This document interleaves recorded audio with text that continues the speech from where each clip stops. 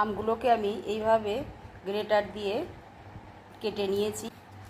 আমের ঝুরি আচার আমি লবণ জল দিয়ে ভিজিয়ে, আমি লবণ জলে ভেজানোর পর একটা কাপড় নিয়েছি, এবার দিয়ে একটা কাপড় নিয়েছি, এতে শুকিয়ে জিরে আর দুটো শুকনো লঙ্কা এটা ড্রাই রোস্ট করে নেব, আর একটু জুলিয়ান সাইজের আদা কেটে নিয়ে এইভাবে একদম জলটা পুরো বার করে নিচ্ছি। দেখুন আমি দেখুন একদম শুকনো করে করে নিয়েছি। এবার আমি গ্যাসটা অন করে একটা প্যানে দিয়ে দিয়েছি, তেল ছাড়াই বানাবো, আর জুলিয়ান আদাটাও দিয়ে দিলাম, আর দিলাম হাফ কাপ চিনি, মেজারমেন্ট কাপ লবণ আবার দিয়ে দেব। 10 মিনিট দেখুন আমি ঝুরি আচারটা চিনি দিয়ে কুক করে নিয়েছি, একেবারে রেডি হয়ে গেছে। এবার আমি যে করেছিলাম রোস্ট করে, এবার এটা 1 চামচ দিয়ে দিলাম।